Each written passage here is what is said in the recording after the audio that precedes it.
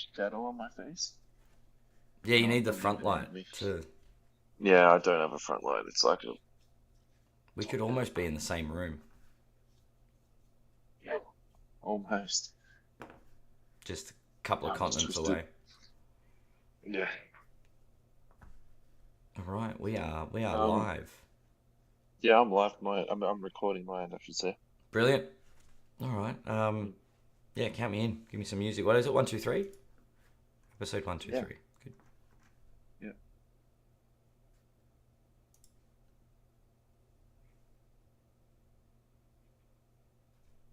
We have a new sponsor supporting the show. Hang on a second.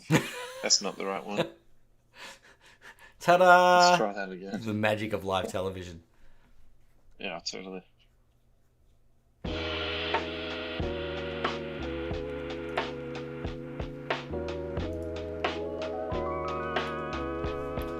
Welcome everybody to episode 123 of the You Can't Comp This NBA Trading Card Podcast. We're your host Adam, Amy, and Russell Gibson. Happy New Year, Russ! Oh yeah, Happy New Year. I didn't even say that to you It's offline. Sorry, mate. it's 2024. It would have been funnier if we had done this yesterday, because it would have been like the overlap. It would have been 2024 here and 2023 there, and Yeah. Hey, like talking from the I'm not past to the gonna lie to you, I was present. too lazy yesterday. Yeah, we could have. It'd be like a sci-fi episode. Getting my mind into a loop right That's now, it. It'd be actually. like, I'm talking to you from the Oh, future. We're back. It's 2024, a new year. I yeah. haven't joined a gym. I'm not joining a gym, so Why that's have you not joined a gym? It's free join up at the moment, surely. it's surely. And then they signed you up to a direct debit. And you cancel in November of the year, and then join back again in January and go all of 3 times. I feel like is the I don't know. That's the new year, the New Year's resolution membership. But They yes, no, should they should write up a package exactly for that. yeah, it's the special New Year deal, which is even harder to cancel because we know you're going to want to cancel it. High cancellation fees. But yes, all right, we're here. We made it to another year. Um, how was your New Year's? Mine was pretty low key, pretty chill. We made it through safely.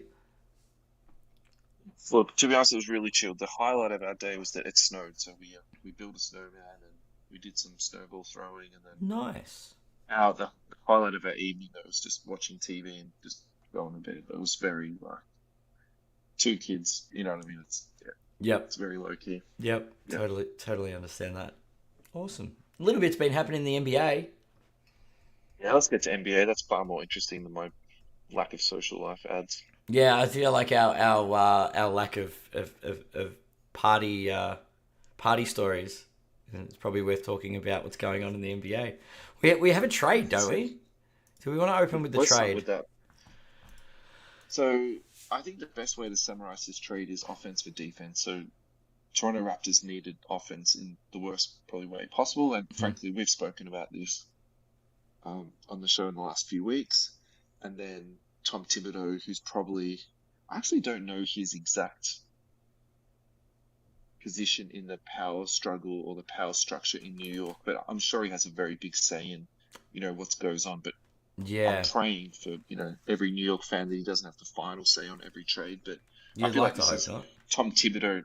He's been wearing down, the general manager or whoever has the executive say on the trades, and he's basically traded offense for defense. So look, I actually think the fun thing about this trade, we should run through what it was. So New York is sending away RJ Barrett, Emmanuel quickly, and a Pistons 24 second round pick.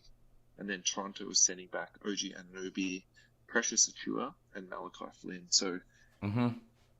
you know, the obvious thing, and I think this actually came up in the comments from one of our own listeners, is who's going to replace basically, the 50 points of offense that they're losing with RJ Barrett and Quickly, because Quickly's actually scoring a decent amount of points off the bench this year. Right. He's actually not too shabby. Although I don't know, New York's always surprised me with the moves they make. The thing that I like about this trade the most, I feel like this actually has helped both teams because Mm, Toronto needs RJ Barrett more than they need Precious Achua true. and OG Anunoby, and I feel like the Knicks need OG so much more than what they need RJ Barrett. And Agreed. Agreed. the part that I'm a little bit unclear about though is why would you give up on someone like RJ Barrett at this point in Mm, their career? Because you've just given them like a pretty large contract, but not something that is creating burden on your team. Like the Evan Fournier contract, that's what's creating burden financially on the Knicks. Like definitely not RJ Barrett. And then he was definitely making progress every year. He's becoming a more efficient player. And actually, when the ball's in his hands, in some ways, I probably like that more than Randall. Do you know what I mean? So yeah. that's the Although part, Randall's that's been the part where I'm a bit confused about, to be honest. I know you're a big Randall fan, but in my mind, I would probably try and move Randall before I'd move Barrett. Yeah, look, I think Randall's definitely a consideration as far as pieces to move, but he seems to do enough for the team, Randall, if that makes sense. Like, he comes up big for the Knicks. So I don't think they want to get rid of him. I think he's a very New Frank, York. I frankly think he's a very New York player. I think that's actually the reason why. I actually think they wanted to get rid of RJ Barrett. And that's probably where I'm going. I'm sort of almost Mm, waiting to hear, the rumblings or, he didn't do this or he didn't do that and, no, the sort of not even the, that. I the just back end sort of Twitter stuff. yeah, Yeah, I that's think where I'm this at just he with doesn't RJ Barrett. fit. I think they just didn't want him. I think for the Raptors, this is an absolute no-brainer. It just eases the logjam of all that sort of very similar talent that they had of, Spicy P, Scotty Barnes, OG. That was just too much of the same thing. And I think moving it for that, and also too, they get a little bit of youth, and I think that's really important. Yeah, for the 'Cause, Raptors, it is important. yeah, for the trajectory of that team, like they're not really trying to win right now. I think they are looking ahead. Yeah, Scotty Barnes is not going to be in his prime for another 3 years, and I think Barrett probably, fits in together with that a little bit better. So yep. the conspiracy theorists out there are saying, well, this is about selling jerseys. So RJ Barrett's Canadian, he goes to Toronto. That's a really big deal. And That makes a lot of sense. yeah, We've got it in the comments. Anthony Mill just ordered my Raptors RJ Barrett jersey. well, Fanatics will have that to you in 2 days, mate. Don't stress too much Yeah, about it. don't Yeah. you worry. So look, I think what we should probably do now is, do an actual hobby breakdown of this because Mm. I think that's what we're really here for. And I've got a few thoughts about this, but I think I'd like to hear your thoughts first, mate, because I've had the floor for quite a long time. That's all right. So who are we going to break down first? You do whoever you want, man, because I've got like a little bit of a raft. You've got a raft. Let's get onto the ladder. Because I don't think the hobby impacts are just for the people that are in the trade. I agree. I agree that the changes in the team are are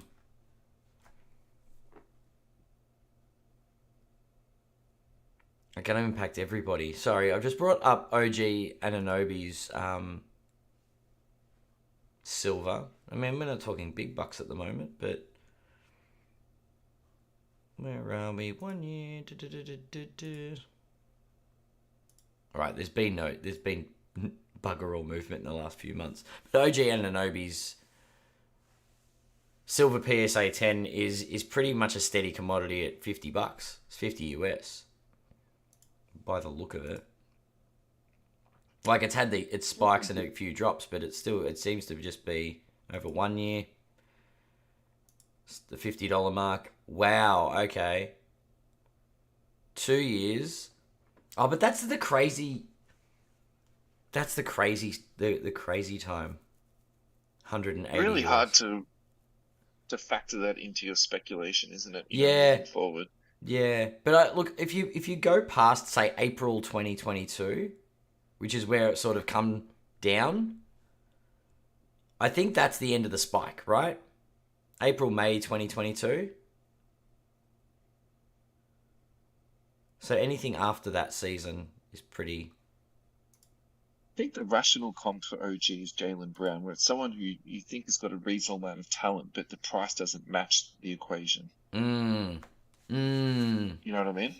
I do like the talent the comparison, because If you look at price and you think this should be a little bit higher than what it is. So I think yeah, if you are someone who's loaded up on OG, this is the type of thing that you're waiting for. You're like, this guy's got talent. This guy just needs to get onto a national stage, to people to deny him. So I think him going to New York, in terms of the hobby winner here, like I think the hobby winner here is OG Anunoby. I think that's like there's no further conversation we need to have, right? Like that's done and dusted. That just seems obvious to me, because its last sold price was like $58. I'm like, is a $50 card? It's probably $100 card, but that's what you get for living in Toronto. Yeah, definitely. But I got to tell you, in my mind, the biggest winner here is Jalen Brunson, because if you think about just the pure offensive numbers, right? Mm-hmm. So Barrett goes, let's just say that's 25 possessions a game in terms of dribble drives, in terms of shots taken, the assists. He'll do a couple of assists a game, constant turnovers, and essentially that's now going to be either in Brunson's hands, which I think is going to be the big winner in terms of usage rate here. Of course, your boy Randall. Unless Randall's got something to say about it. Yeah, Randall will have a few more touches, I think, no doubt. And then, of course, OG's going to get some touches too. They're not going to bring this kid in and not play him. Like, I think, I've got to be honest with you, man, I think Tibbs is going to play this kid 35 to 38 minutes a game like this. Tibbs plays all these boys to death. He does, but I think there's some people that he just has that, really sort of special connection with. And my sort of gut feeling with OG is that I think those two are going to click together in a really powerful way, is probably the best way to say it, to be honest. I think those two are, made for each other. So I think, hobby-wise for me, actually Brunson is. Probably the one where I'm a little bit disappointed with is Precious, because I've sort of got a low-key third, rate PC, of this guy, hoping for him to pop up. I think the problem in New York is they've already got two pretty decent, you could even argue three pretty decent centers there. So their starting center at the moment's injured, then they've got Hartenstein, and then the other guy, they've got Jericho Sims, who's like a big body, and he's been playing, well enough that he's probably going to get, say, 12 minutes a game. So I think the high-end, output of Precious is going to be 8 minutes a game. But if he can play the 4, which is not out of the question when it comes to someone like Thibodeau playing big lineups, maybe he'll do all right. But that's the one I'm probably, the most worried about, in this equation here. The one who I think we should be low-key speculating on, though, is Emmanuel Quickly, because coming out of college, he had all the talent in the world. He didn't get a lot of run in college, and then, went straight to the pros. So it was a little bit of a speculative draft pick. I think the issue is, again, everything sort of comes back to Tibbs, doesn't it? I don't think he was ever going to get the run in New York under Tibbs. And so if you talk about, taking the shackles off somebody and letting them play, I think the probability and the possibility for that in Toronto is definitely there. So if he does have the talent and he's got the NBA spit, I think you're going to see it. It's basically going to be now or never. So I think if you're actually going to be betting on someone, especially for a low end sort of prospect, Quickly is the one that's probably catching. The only thing I say hobby wise is if a player goes to Toronto, like, is that their hobby value just going, like, taking the long way to the toilet? Like, is it just a slow death? Is it burning out? Is it? And that's no offense to, like, I don't understand hobby wise. There's a whole country for one team. So it shocks me that there's such a low market hobby wise for players going to the Raptors. I think you are right to a degree, but I'd also say too, people still watch the NBA they watch the Toronto Raptors play. Like, do you know what I mean? It's not the only. It's not, yeah. And it's not only Toronto people who are buying Toronto cards. The other thing too is he's actually in a New York uniform as a rookie card for Quickly. So I think, look, maybe I'm being too optimistic about this, but at the same time too, I think Look. At the moment, in we're terms not of someone's talking. We're not talking $100 silver prisms. Like people have picked him up for as little as 99 cents. The silver prism in the last few months. They've also paid up to what? Last sold for $16.58 for a raw silver prism. Yeah, so if you look at his 3 month data, he's actually up 270%. So even before this trade, people would, definitely getting on board with this kid. Look, but I think the part that, can't be ignored, if he goes out and averages 18 points and say 8 assists, I think that is going to get him some attention. I think that's probably, where I'm leaning to with all this. That's definitely a consideration. I think he'll get some attention, but I definitely don't think the spotlight will be on him in the same way as, say, OG coming to New York. Definitely not. And I think it's No, the definitely opposite. not. Yeah. Opposite levels of attention. Final thoughts before we start talking about Ja Morant. What a trade though. Like it's nice to see these potential win-win trades happening in the league. It's definitely one of the better trades we've seen for a while. Yeah. I don't think I don't think it's of the level of the Sabonis Halliburton trade. But Yeah. it seems like it's positive for both teams. Definitely seems positive for both teams. Now you just said a name that excites me a little. Ja Morant is back. He's back, There's all no right. doubts about this. He's looking fantastic. He's playing hard. Everything in mind, all the boxes have been ticked for me. So this is a really quick check-in. Yep. I just wanted to talk about a couple of the game lines that he's had. So this was against the Pelicans, 40 minutes, 31 points. Only 1 of 7 from 3. I mean, that can be addressed. 4 rebounds, 7 assists, 1 steal, 2 blocks. Yep. Another game against the Atlanta Hawks. Probably not quite as good in terms of the plus minus these couple of games that I've been talking about, but still 30 points, 1 of 3 from 3, 6 rebounds, 11 assists. These are all NBA numbers, even though he won't be eligible for the All NBA this year. True. I think it's funny. So I'm just gonna point this out that after Boxing Day, he'd been back for 3 games and has more wins on the board than Detroit. Leave Detroit alone. But it's just good to see him back. It's good to see him balling out his. It's good to see. It's actually. I hope he's learned his lesson. His basketball game hasn't suffered by the look of it at all. His team has paid a very steep price for him being away, and they did not handle his absence well at all. They've been 4-2 since he came back. Saucy from Double Coverage also likes to do I think they're called Saucy Picks or something like this. He was saying that a good bet at the moment is to bet that the Grizzlies will get to the playoffs. We were talking about this on the pod before I saw Saucy's little bit on that. I'm not too sure that's a given that they're going to get back in the West. I don't think it's a given, but I don't see it as impossible. It's just a murderer's row. Definitely not impossible, but it's just the West is so deep, man. It is very deep, but I think the Grizzlies look a lot more like the Grizzlies with Ja Morant there. Do you know what I mean? Like they didn't even they I don't know. They'd lost their identity without Ja there and with all these injuries, and it seems like he's rejuvenated their list. You know what I mean? Like he's given them that belief, and that's why that's what a leader does.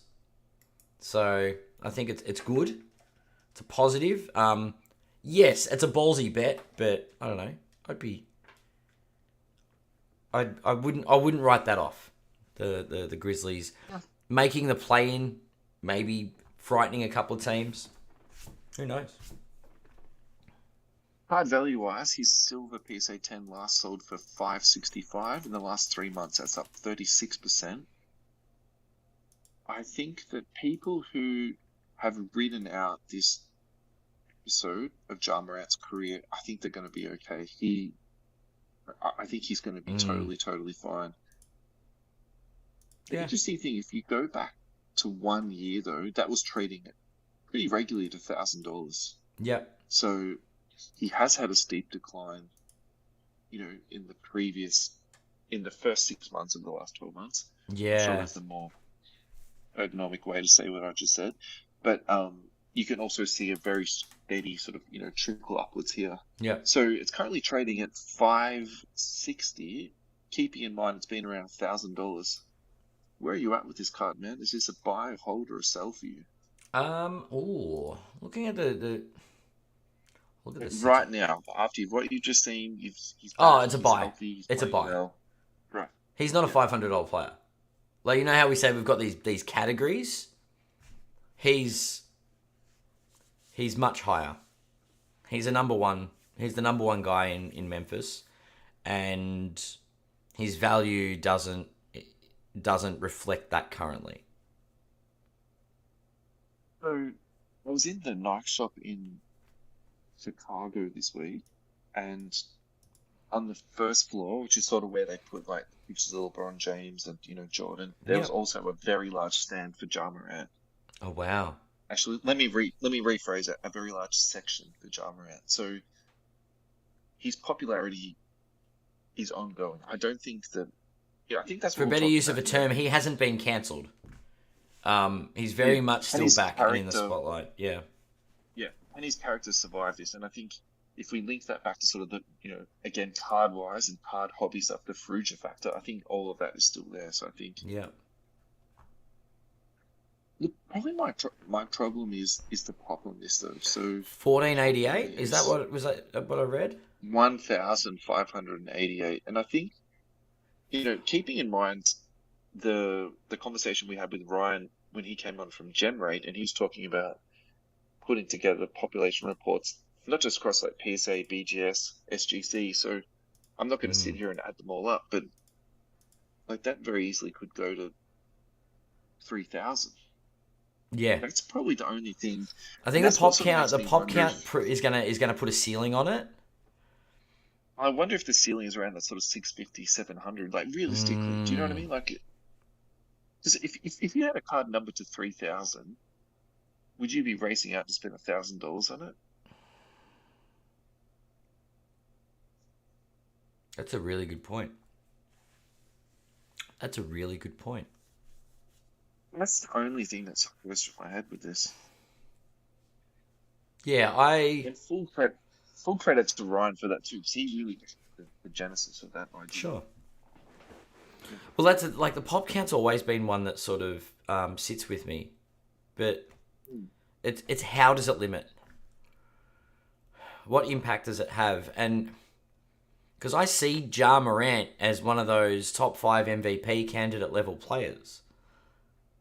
And that's his impact on the league at like year to year.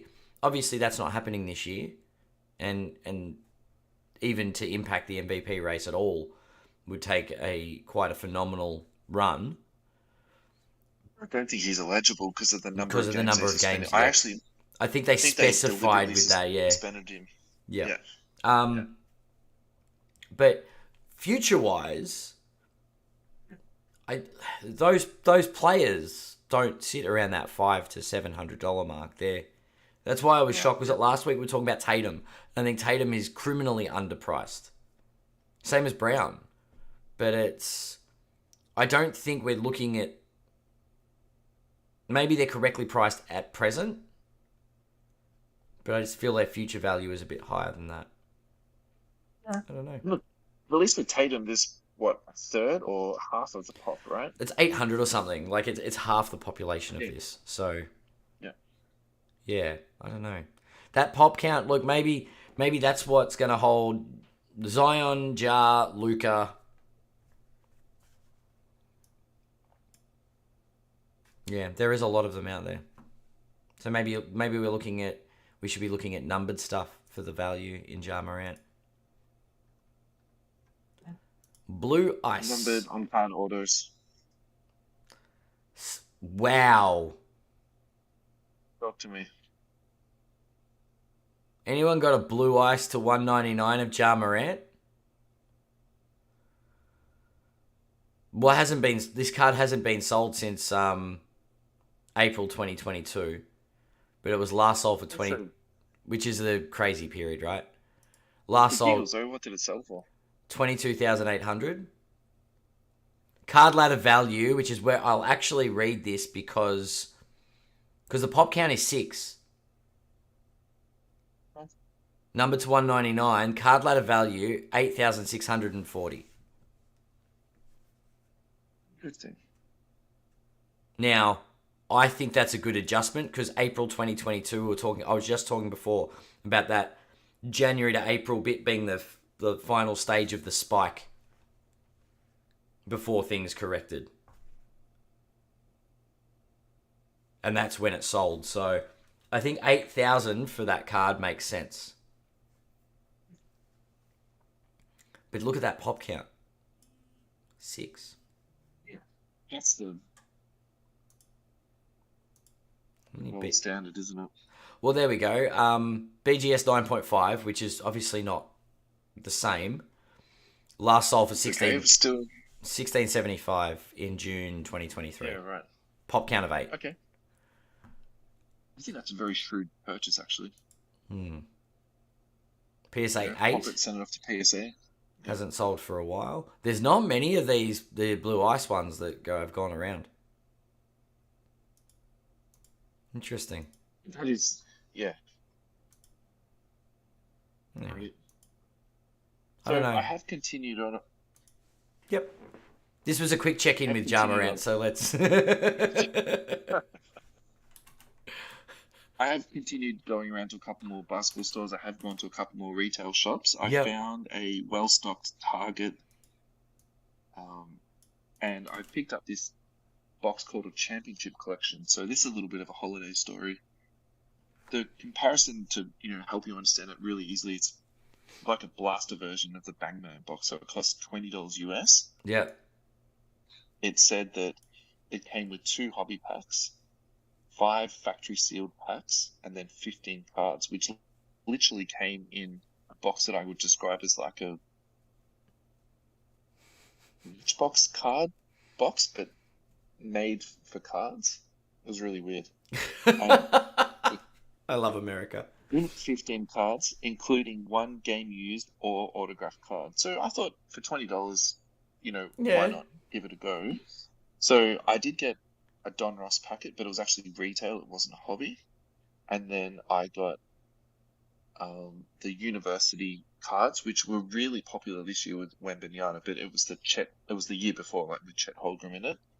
And then the other packets I got were these cards that I've never heard of in my entire life before. So were they basketball? They were basketball. They were called Pro Picks 21-22 Premier Basketball, where it's like a private company, and they actually had agreements with all the players that were in the checklist. So Chet was there, Josh Giddey was there, Davion Mitchell was there, Benedict Mathurin was there. So I got like a few kind of cool cards, but the best I got was like a green parallel. There's no autographs or anything like that. Look, the patch that I got out of the 15 random lot was a Wally, I can't even say this guy's name, Sizeback. This one's played for Boston, so I got a Boston. Wow. So look, for $20, it was definitely a fun rip, but at the same time, it sounds like a well spent $20 entertainment value. It sounds like something you'd get out of a show bag. Yeah, that's a good description. The Royal Show, and then you picked up some, lousy show back for $20. Any of the people organising the Royal Melbourne Show for 2024, I hope you're listening. Hook up with Championship Collection. That's it. We'll give you a shout out as well when we go to get the show bags. I'll buy the show bag for sure. NBA collector's show bag. Here is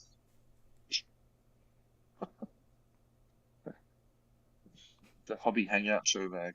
That's it.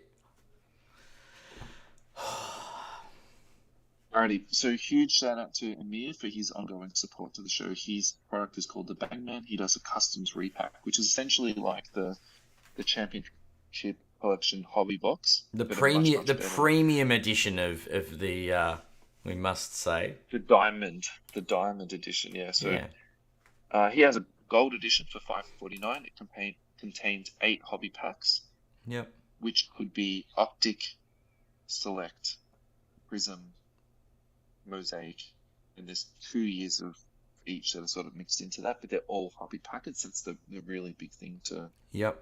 say. Then you've got the silver edition for $2.69, so that's got Flux, Revo, Mosaic, Select, Elite, and Illusions, and again, all hobby packets through that. So if you're looking to do your own rip, if you're looking to do something with a bit more variation and a bit more potential for some value in there because of that, obviously there's a bit of randomization or luck with that. Yeah, of course. Check out the Bangman. He's found on Facebook. He's found on Instagram. Just directly DM Amir. He will hook you up. He's had a couple of really big pulls. He recently pulled a Chet Holmgren number to 10. So the gold Prism rookie card. So Yeah, I whoever saw did that. get that, congratulations. That's a Massive. life-changing card. That's the reason why we root. Yeah, that's definitely. It's Congrats. Yeah. I do want to talk about your favorite son, Luka Doncic's latest gift to the Dallas Mavericks was a deep three-pointer on Christmas night that pushed him past 10,000 career points. Doncic reached the milestone against the Phoenix Suns. It's going well. In his 358th career game, which ties Hall of Famer Bob McAdoo for the 7th fewest games to reach 10,000 points. Adam, I know you've been very salty about this young man. Where are you sitting with Luka now after this season? I'm quiet on the Luka front.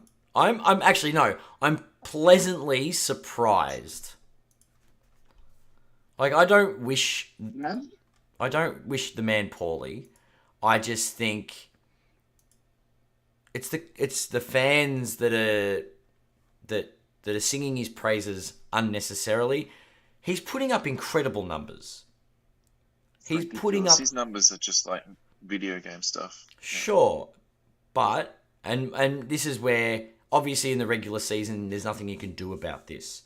The number of championships he's currently equal with. I don't know, Wemby. He's currently equal with Ja Morant. He's currently equal with Jason Tatum. He's currently equal with. Do you know what I'm getting at, right? Like he hasn't won a championship. Yeah, no, definitely. Yeah. But it's all future-proof, these numbers, yeah. But he is putting up. So it's not future-proof, these numbers. Yeah, but he's putting up amazing numbers. Yeah. He's putting his hat in the ring, so to speak. Like he's in the MVP discussion. And so he should be.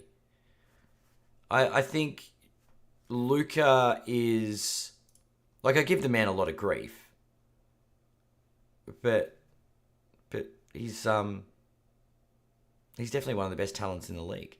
I've no doubt of this. That said, hobby value wise, he's still not a buy for me. I don't know if I've got any justification. Sorry, I'll rephrase that. I'm looking at his silver PSA 10, and I cannot find a reason that I would spend $1,250, which is his current sold price, for a silver prism. Off one of the 2,266 people that have one. The one part of my brain says he's the safest buy in the hobby at the moment in terms of contemporary players. The other part of my brain says what you just said then. At $1,200 with a pop of 2,200, it's just a bit of a stay away. The really interesting thing for me is, so if you zoom out to 1 year of sales, he's down 42%. And this is where I sit with this guy. Is he going to trend back upwards or is he going to continue to trend downwards? And that's probably the thing where Can I give you my Because I comp on think if he him? was, My player comp? yeah, sure, Tatum. yeah, sure, yeah. So how Tatum's do you like link eight those hundred two together? bucks. Tatum's Yeah, like a $700 to $800 card at the moment, with a pop count a third of this. And I think they're as far as their performances go, Luka's probably a little bit ahead of Tatum, but they're in the same bracket. personal numbers from Luca, I would actually say he's probably 2 or 3 steps ahead of Tatum. Yeah. Whereas for team success, Tatum is 3 or 4 steps ahead of Luca, right? So I think Yeah. that's the trade-off. But I put them in the same bracket as far as if they were to share a card bracket. I feel like that because he's the number one guy in Boston. And he's the number one guy in Dallas. Like the number one guy in Boston. Boston is, as you well know, is a big franchise. So he's in the spotlight. He's still at that $700 to $800 mark, which baffles me. yeah, I don't think. Yeah, look, I personally think the reason why Doncic is sitting higher is because of his numbers. I think the stuff that he's done is significantly statistically amazing. I think you can't look past that. I think that's Yeah. part of it. Yep. I think where I'm trying to lead this conversation from my own sort of perspective is that the point you made before about his silver PSA 10 is very valid. I still stand by what I said is he's the best buy in the contemporary NBA at the moment. And what I want to say specifically about this is he's got an exclusive deal with Panini. So we can't even say That's the true. writing's on the wall anymore. The story's been written. Fanatics is taking over. It's even possible they're going to take over sooner. So what's going to happen to Luka autographs moving forward? So the easy way for current collectors to think about this is LeBron James. We haven't seen LeBron for the last 20 years, right? Yeah. Is that what's going to happen to Luka autos moving into Fanatics era? Because you can't tell me that Panini and Fanatics are going to be drinking beers and sharing exclusive plays. Like the way that Fanatics have gone about things has been frankly abrasive, and I don't see there's going to be any, handshake deals being done. So that's the type of hobby fallout that I would, expect to happen. So where I'm leading with this is that currently you can probably get a Luka auto sticker of say around 800 on card for maybe 1,000 to 1,200, and this is the Matthew Yuga rule of was Giannis autographs the best buy at $1,000 that you could have done 12 months ago.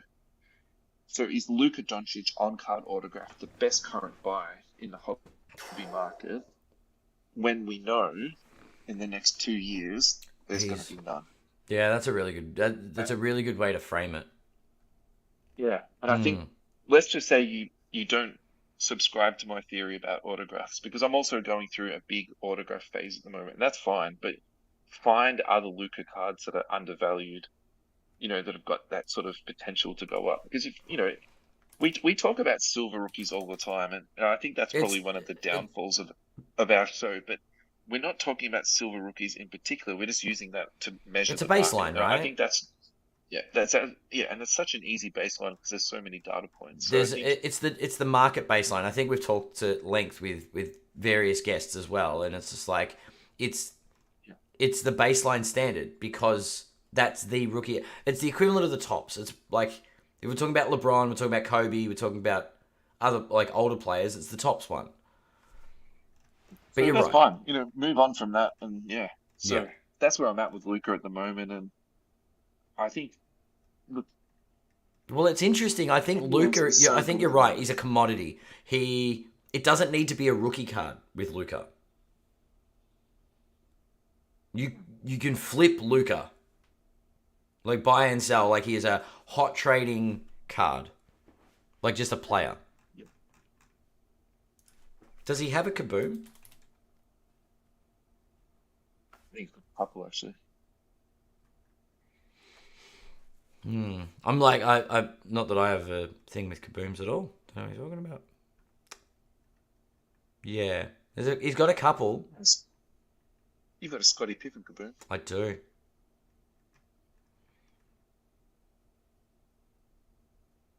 Wow. There's a few kabooms with Luca. 2018 and 19 Crown Royale. Luka Doncic. Yeah. Okay. In 2020. Okay. And they're all look. But for less than 2,000, you can get yourself a very nice kaboom. Actually, for 1,000, you probably get one. Low pop count too. Anyway. I've been very open about my theory about kabooms. I think they're home run cards, irregardless. But I just think, in particular with Luca autographs, I think that's a separate. You reckon Luca? Anything Luca with an autograph on card? Oh, look, sticker too is totally fine. Like if that's what your budget fits, that's Sure. nothing wrong with that. That's totally fine, right? But if you can get into that on card, I think. Yeah. Yeah, I'm just trying to find. I think he's going to be this generation's LeBron James in terms of hobby availability for autographs. I really do. Yeah. I I have a tendency to it's a agree. shame. Yeah. It's interesting. So, I would like to ask you about your hobby New Year's resolutions. My hobby New Year's resolutions. Because it is the new year after all, and It it's is. the very Western tradition to make New Year's resolutions. But I'd rather make some hobby ones. Frankly, it's a bit more interesting. I like that. I like look, I'm not much of a New Year's resolution kind of person, but as far as the hobby goes, I think expand not so much the collecting, but my appreciation for different types of cards is my focus this year. Expanding outside of the usual. And it's funny you made the thing about us. We do often defer to the Silver Prism. But I've always had that weird and wonderful quirk to my collecting, liking, random cards for Julius random Randle. reasons. Yeah, and Julius Randle. Yeah. But yeah, like getting more cards that have stories behind them. So last year, I think my focus turned to I do want to slowly accumulate greats of the game, and I got a couple of pieces, which was really nice. As I said, the Kareem I got at the hobby hangout, like a couple of hobby hangouts ago, the NBA 75. I'm like, that's a nice Kareem. Like the Pippen, that was sort of a bucket list thing for me. I got my first Kaboom. But yeah, like just cards that have a nice story behind them. I don't know. I like stories, and I think having some cards with some stories to go along with them, just some memories. Yeah, that's my New Year's resolution. Is I want better stories behind my cards. So I've got a fair few incomplete set chases going on at the moment. So I would like to sit down, work out what sets are incomplete, and then finish them off. I think sometimes my perspective on set chases is that as I see the cards come up, I'll pick them up. Yeah. Pick them up on the cheap, be opportunistic. The issue with that is that then you're sort of just sitting there with all these, incomplete sets. And I actually came across a spreadsheet. I used to spreadsheet religiously, but I'm too lazy for it these days. And it's amazing how many sets I started and, just sort of sitting there. So I think I definitely want to knock a few of those over. Yep. And then I've definitely been, so the last 12 months, I've probably bought more all-time great cards than actual Darren Fox cards. So I think for me, that's a really big shift. Yeah. Yeah. So I've really enjoyed doing that this year and sort of just spending a bit more time learning about, more of the history of the game. I've really enjoyed that. So I picked up a Bob Cousy Timeless Moments, which came out of this year's 1-1. Nice. And I am just so, when you get those cards where you're just like, this is just so amazing and you're just so happy with the card. Mm-hmm. This definitely fits into that sort of bracket. I'm going to put it next to my Bill Russell. I think that's going to sit really nicely together. And I'm not even going to try and show you on the camera. Actually, yes, I will. It's not going to show it at all, but Oh, it's just that's an an incredible incredible card. card. Yeah. So the picture's in black and white. They've got the green Boston border going, and he signed it in this big fat silver. And he even signed over the numbering of the card too, which I'm sure that's going to tweak some people's OCD, but I just love it, and he just Yeah, doesn't yeah, care, yeah. you know. It's just signing that bad boy. So yeah, Nice. thank you, Bob, for a beautiful signature on that. That's a pretty Yeah, I card. think my last thing. I think I'm over this retail packet session that I went through. You're over it. I think Back, so. I back to think this hobby. year is going to be the. I'll stop. I'll open up what I've accumulated, but I think that's going to be it. I think I'm going to have to move on to something else. Back So to hobby packs. yeah, maybe College. I don't want to. I don't want to drop another ad for Bangman, but maybe something like that. Maybe that's the better idea, Yeah, and just sort of stretch out opening that over, a month or 2 months. You know, it's nice. just a thought. All right. Now, my other New Year's resolution is the perfect segue into our next segment. I want to spend more time learning about older cards. So I thought maybe we won't do this every week, but if we can do it once a week, I think that would be fantastic.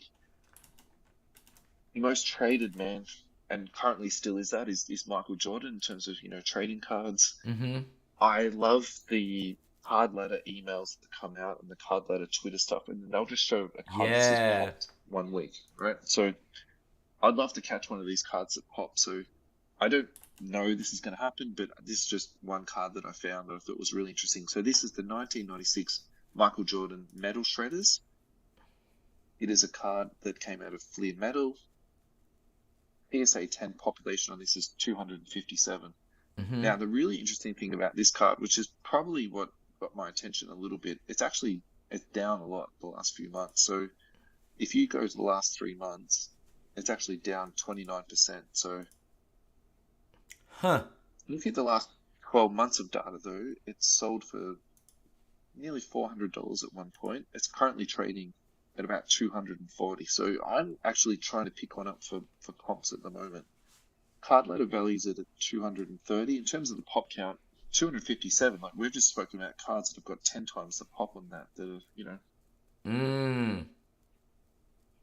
So It's very interesting. I have to say, it's hard to bring relativity to it. That's my struggle.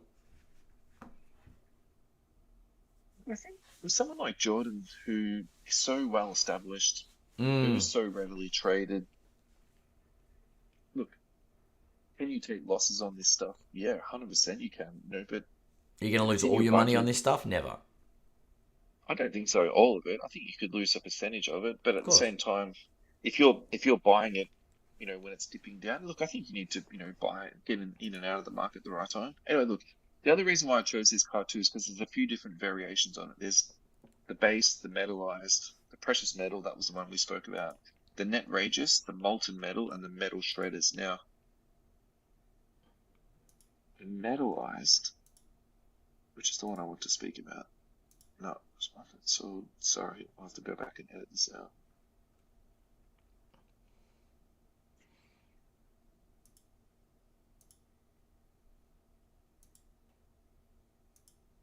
Alrighty. So the metal shredders precious metal last sold for 11,000, nearly $12,000. Sheesh. Pop, What the the pop on that is 11? 11.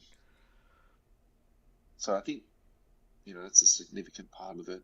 It's really tricky to look at the cards when they're on eBay and then work it. The two cards we spoke about were very, very similar.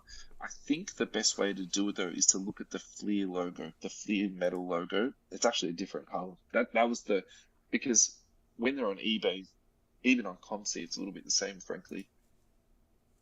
The colors in all of them, they all look completely different, but it's all the same card. Wow. So That's 11,000.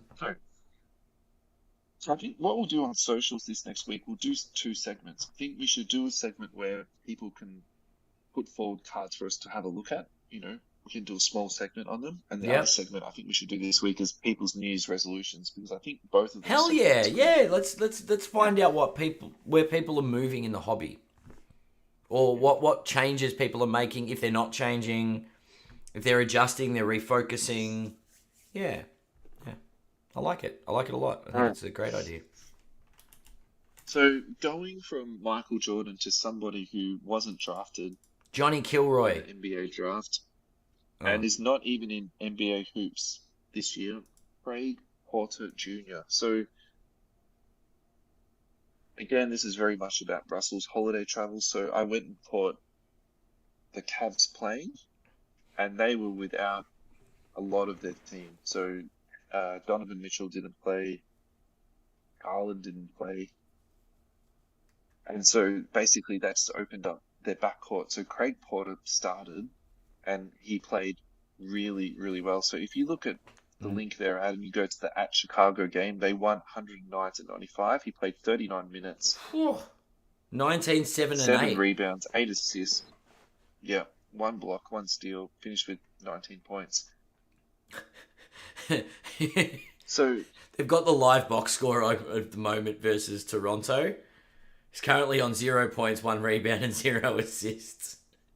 With a minus 11. Minus 11 and a plus 11. Yeah, look, he's going to have games like that, no doubt. But look, so I think the reason why we should talk about this kid is he can play basketball, really well. And the other name I'm going to thread into this conversation is also going to be our next segue is Tyrese Halliburton. In terms of his decision making, he just makes the right decisions. He doesn't make particularly flashy plays. The kid just knows how to play basketball. I'm a little bit perplexed. He's 23 years old. How he didn't get drafted. Look, that at the end of the day could be it. From Wichita State. But yep. Look, I really like him. I think that. I mean, players can slip through the cracks still. This could be the next Isaiah Joe, where he's not in Prism, he's not in Hoops, but he'll have a card pop up in Select, or he'll have a card pop up in Mosaic. And yeah, look, I don't think you guys should go out and heavily prospect this dude.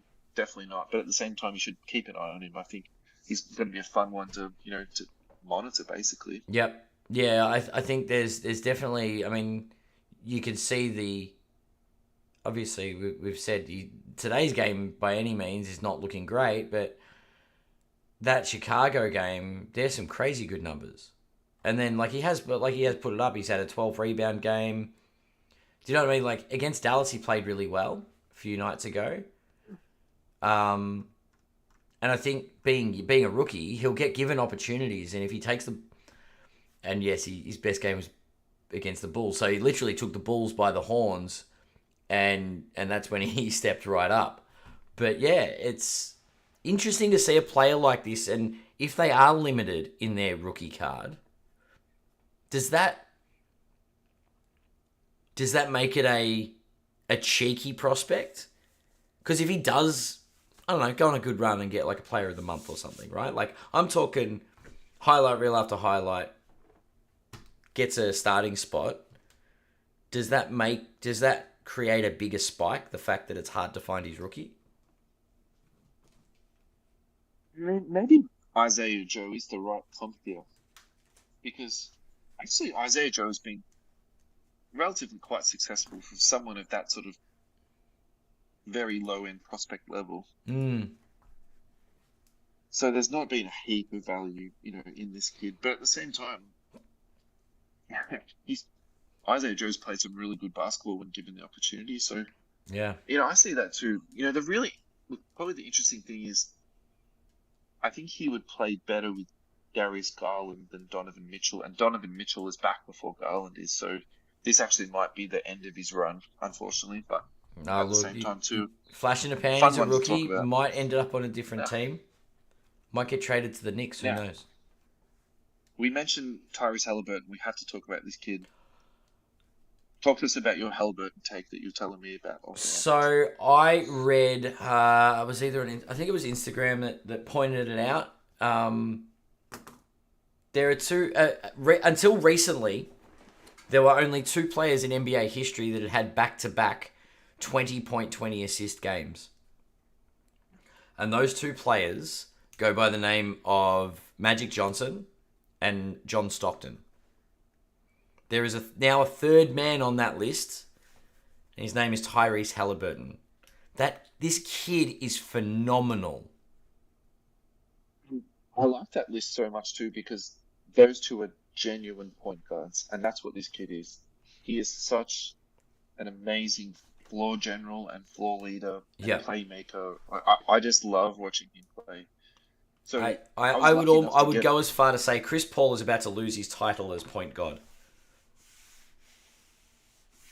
Yeah, I think if Halliburton has to put another couple of years in to usurp him, but at the same time, I agree with you. I think that could definitely happen, particularly if he has more team success than what Chris Paul has. True. Look, I was at the Bulls Pacers game, and I was there in the flesh seeing it, and it was just an amazing game. To be honest, I didn't even know he had 20 assists, and I didn't know he had 20 points, but I just knew at the end of the game it was amazing.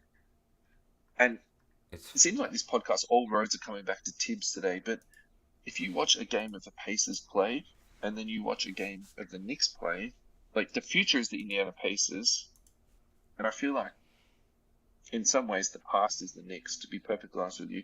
And look, and to a degree, even the Bulls, the way that the Bulls hunt mid-range shots versus the Pacers hunting three-point shots, my very basic NBA analysis of that game was the Pacers won because Tyrese Halliburton played so well, and the Pacers shot and made more three-pointers than the Bulls did. Fair. It's literally as simple as that. Yeah. You know it's not a complicated game at sometimes. Yeah, and the Pacers just so well coached. And look, I've got a bit of an obsession for coaching and particularly good coaching. I think Rick Carlisle's an interesting dude because of how controlling he was. Like he wouldn't even let Jason Kidd make play calls. That's like the reputation and where he came from. And now he's got this open court, high octane, 3-point shooting led by Tyrese Halliburton. You know what I mean? Yeah, like the transition for that guy to do that. And I love those stories too. Yeah. Anyway, back to Halliburton. PSA 10 population's 252. Last sold for $510.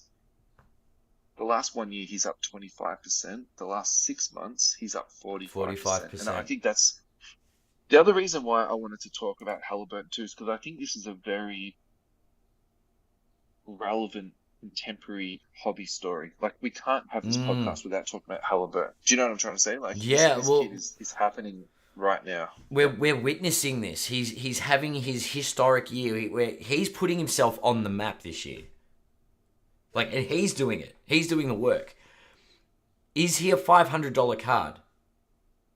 Simple question. Ja Morant, same price point. Pop count is 6 times higher. Like, for me, even at 500 now, I think this kid is a buy. So just being devil's advocate to what you just said, though, I suspect there's a few more cards sitting at PSA currently being graded. I don't think we're getting up to 1,600 anytime soon, though. Yeah. As far as the 10 count goes. Yeah. But let's just say that the pop goes to 500. Sure. Because it very easily could go to 500 in the next 12 to 24 months, right? Easy. Yeah. And then how would you feel about that card being $600 or $650? 600, 650, and with a pop count of 500, I'm still good. Because his trajectory, and I'm going to go back to Luka and Tatum and these elite levels, I think this kid's pushing for that bracket. He's currently in the top 10 MVP voting. As he should be. And he very well deserves it. I think he's... Yeah. He is, and yeah, sure, point guards aren't the, the most exciting when it comes to the highlight reel. But I don't know, his accolades so far this year. It's like so many assists without a turnover. You can see how well he reads the game. Yeah, I don't know. I still think he's a buy at that $500-600 mark. $650 is probably my. I don't know. I see him as a. He has the potential, and I'm not saying that he's going to get there, but on the trajectory he's on, I see him, as long as the pop count stays, and I think Tatum's a good example here. The pop count on that's 800, so unless the pop count starts getting up above that 700 range, I think the $750 to $1,000 range is not out of the realm of possibility for Halliburton. It's a shame he plays in Indiana.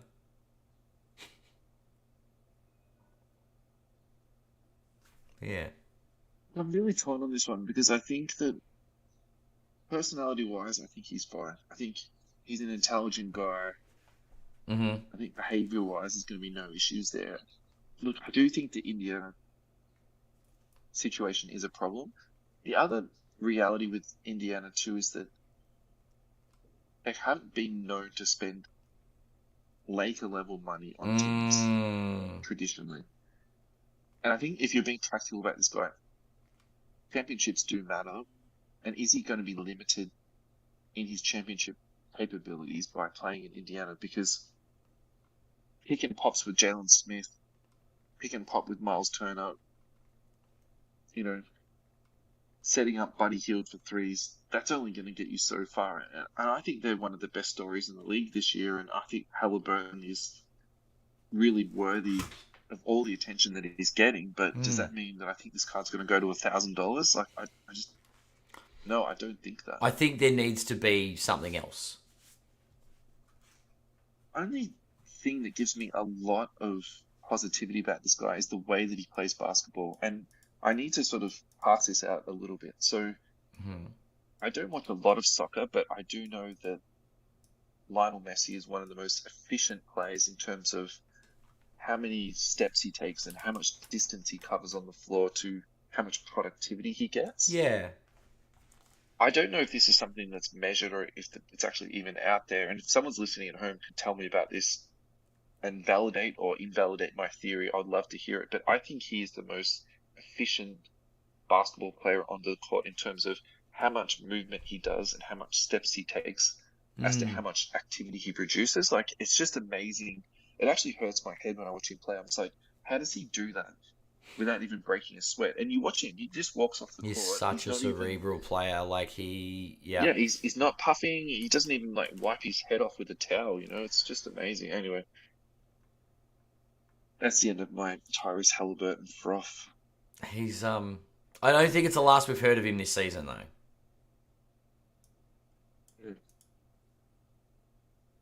It's kicked over to an hour. Should we do one more thing and then let's sign off? All right. Why don't you pick the last one? Well, I did touch on the Pistons when we talked about Ja Morant. Shall we? Shall we finish on a positive note? Leave the Pistons alone. Oh, come on. Fine. Where are you? You're in Chicago at the moment. Chicago today and Washington tomorrow. So. Well, this is your last day in Chicago, let's touch on the Bulls then, shall we? And check in with them. Cool. Let me give you my my B grade or E grade Bulls analysis. Awesome. They need to blow this team up in the worst possible way, and I think it's so frustrating watching that. I watched more Bulls, and I'm not going to watch any more Bulls this year. I'm done with them. Like, that's it. I really enjoyed going to the games. But yeah, I'm tapped out. You got some footage of Benny the Bull. I got some amazing footage of Benny the Bull. I think they need to trade DeMar DeRozan. Like, it's enough. Where's he going, though? Who wants DeMar DeRozan? Who cares? Just get rid of him. Look, Pat Williams was really, really promising to me. Like, you can see he's starting to work it out. There's some things that he does on the court sometimes that I'm like, why don't you just do that every third possession. Like sometimes he'll take it to the basket really hard, and he'll get there. Like he's actually athletic. Defensively, I feel like he's growing into his body, and he's doing some really good things defensively. Yeah. Is he going to be a rim protector? I don't think so. Hmm. And that's probably something the Bulls need to get behind him. If they can pair him Sure. with a rim protector, I think they'll be an amazing couple. Yep. I think Kobe White has flashes of brilliance. Yep. I think that's And reasonable. Yep. I think actually at the moment he's a buy. He's so far depressed at the moment that Yeah. there's not a lot of reason not to buy this kid. Now, the other one I've spoken about in the past is Ao, and I'm going to double down on this. I really liked what I had to see on this Okay. kid. He was really good. But the one I want to add into the mix that I actually bought his vertical RPA yesterday, and it was 100% just due to me seeing a few of his games. I paid 21 USD for it, so I'm absolutely ecstatic about what I paid for this. Number to 49, on card autograph. For some reason the material's not game worn, but I've just been paninied, I think. You've just been paninied. He plays with a lot of athleticism. Interestingly, he's listed as a point guard, but I more see him as like a shooting guard or as a small forward. Okay. He plays with high defensive intensity.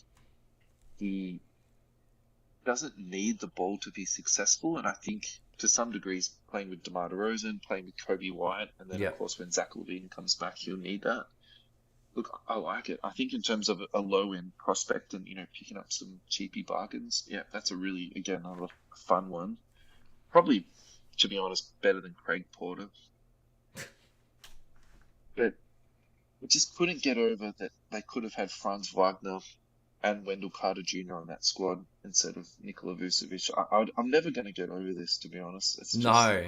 I'm not even a Bulls fan, and it's just like doing my head in. It's just disappointing. Yeah, you're right. You're right. It's very disappointing. Did I do my Jalen Johnson take on the last show? Jalen Johnson. I'll just do this really quickly in case I've done it twice and I've forgotten. But when you went to your basketball game and then they walked in their warm-ups and you couldn't get over like how big they were? So when Kobe walked into the room, were you like, oh my God? Yeah. Like, yeah. Look up and, yeah.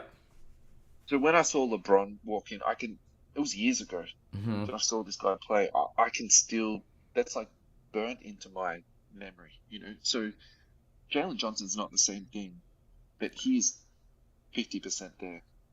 He is huge. Okay. Like, Just giant. look, I'm probably going a little bit too far, but he's not a child. And I think that's like, he's a baby-faced, guy. His numbers on the page don't look that impressive, but he's a big boy, and I think he's going to really grow into his body and cause people problems. Look, we've spoken about him in previous shows, but again, it's just like a bit like Ao. I'm just doubling down on this kid. So Yeah. Jalen Johnson, Ao, they're my two big takeaways From your time in the amount of Chicago. balls that I was Time in the Windy subjected to, City. yeah. So we're not. See, I thought we'd talk about where you are now, because if you're going to Washington next, I don't want to know. Actually, maybe you can just Go do. into a game. Are you going to size up Jordan Poole for me? You don't need to go to a game to size up Jordan Poole.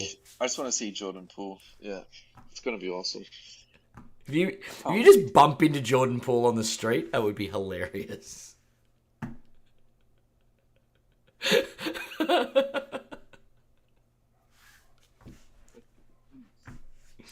Or just say like, do you play basketball? A lot of people don't think you do. You're not very good anyway. Go back to San Fran. I don't know if he'd be welcome back to San Francisco anymore. I think Yeah, no, I don't think so. Yeah, I no. suppose with Draymond being suspended, maybe he would be back. Yeah, that's fair. Fair point. Is that possible? No, I don't think anyone wants him back. So you said about people walking down the street and bumping into them. I actually saw Garrett Temple walking down the street in New York. Oh, wow. Raptors were in town. Nice. Yeah. Nice. I tried to wave at him, but he didn't see me. I was on a bus, so it was a little bit hard. My best friend's wife shared an elevator with Kobe Bryant a long time ago. his friend's wife. I mean, that's the She reminds me degrees when we of visit. She goes, Kevin Bacon. it's like that time that I was in the elevator with Kobe Bryant and I didn't know who he was, and then my husband showed me a photo and I went, yeah, that's the guy. The reaction was, Adam's going to be so jealous when he hears this. And you were. I was a little bit. Just a little bit. But yes. Anyway. Thank you for a lovely podcast. Thank you, everyone, for listening. And Happy New Year to everybody. Happy New Year. Hope you had a lovely New Year's and it was safe. Yes. And we will see you soon. We will see you soon. Please let us know your New Year's resolutions. We're going to put up some posts. We're going to... Gym related, by the way. We don't want to hear about games. We just want to hear about PCs. PCs. It's all card related stuff. Like, I'm going to paint my house in basketball cards. That could be a resolution. That would make it on the show. That would definitely make it on the show. Awesome. All right. Thanks, everybody. We'll see you.